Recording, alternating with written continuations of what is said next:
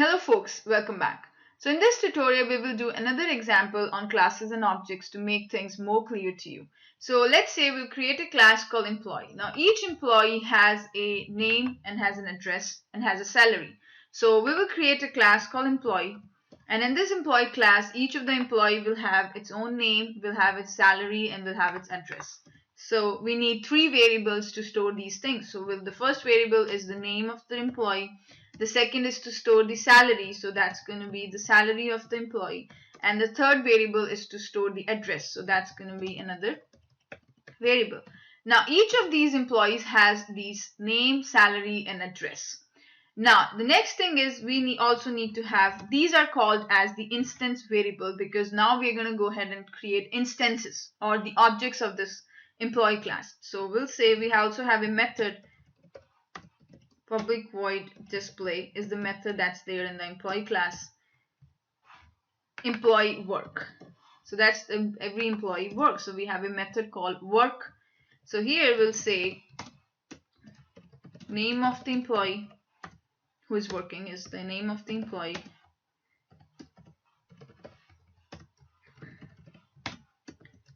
The salary of the employee.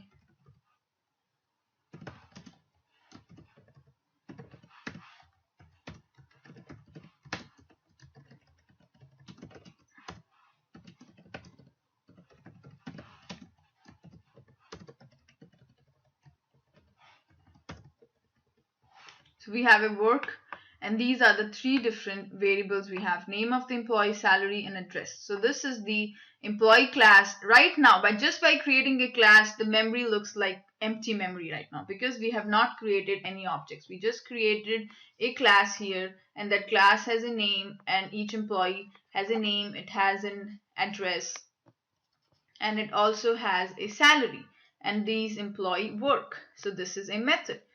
Now we have not created any objects, so the memory of the computer is still empty. So now we're going to go ahead and construct some objects here. So the way to create an object is using the new. So new, now we need to create an object of employee class. So we need to specify new of employee just by saying an opening and curly brace, closing brace. So this has created an object in the class. So let's go ahead and create some objects. So we'll create another class here because we need to test it. So we'll have an employee test. It will have a main method, and we'll finish it off.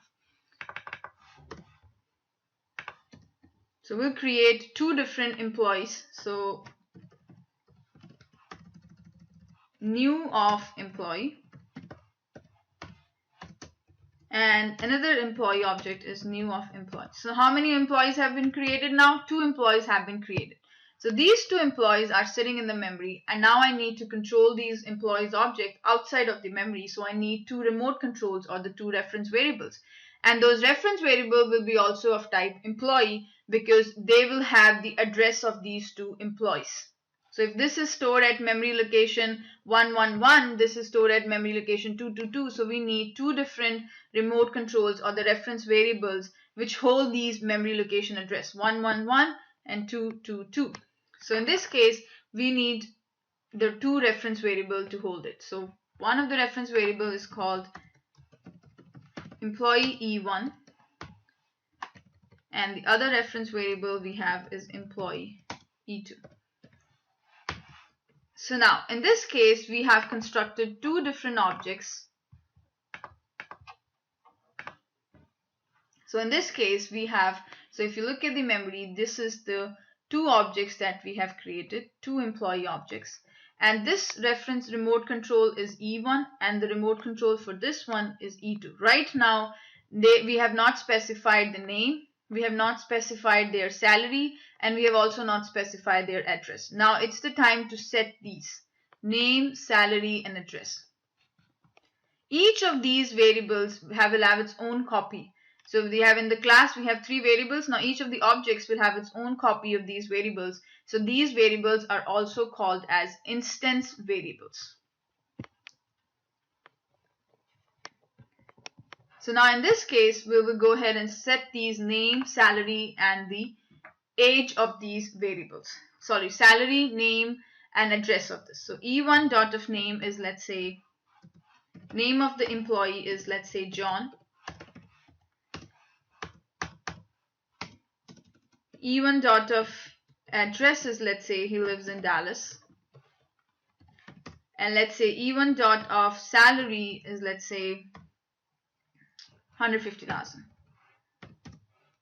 or 15,000, let's say, instead of 100. So now we have created three different values have been set. So now what happens, now how the memory looks like. So if you go back to the memory, the name of this employee is John, the salary is 15,000, and the address is Dallas. Now we have set the values for this variable. Now we need to set the values for this another object. So to do that, we'll go ahead and say E2 dot of name. So we are setting the other guy's name, that is Steve. Similarly, E2 dot of address. Let's say he lives in New York. And let's say E2 dot of salary, and he lives in, let's say, 20,000. That's his salary. So now we have set the values of these instance variables for the another instance. So here the name is Steve, the salary is 20,000, and the address is New York. So now we have two objects, each of them has its own copy of these variables, and each of them have their two remote controls that controls them.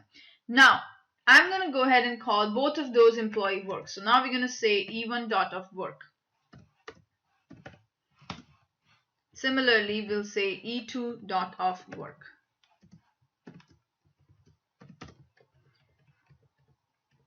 So this is going to be E1 dot of work, and the another one we have is called as the E2 dot of work, because both of these work. Now what is E1 dot of work does? So work method is called on the E1 reference variable. So what E1 is pointing to, guys? E1 is pointing to this object. So here, what is now if you go back, it says name of the employee. What is the name of the E1 employee?